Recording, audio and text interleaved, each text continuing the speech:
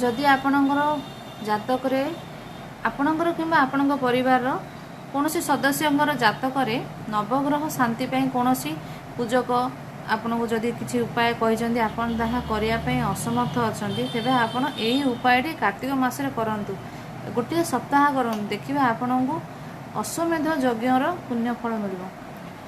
कार्तिक सोमवार ठू आरंभ करेंगे। सोमवार दिन शिवलिंग उपरे क्षीर आपन चढ़ेबे, मंगलवार दिन महू चढ़ेबे, बुधवार दिन बेलपत्र चढ़ेबे, गुरुवार दिन आखु रस चढ़ेबे, शुक्रवार दिन दही चढ़ेबे नले गोलाप जल चढ़ेबे, शनिवार दिन कला राशि चढ़ेबे एवं रविवार दिन प्लेन वाटर माने खाली पानी आपण माने जल चढ़ेबे शिवलिंग उपरे।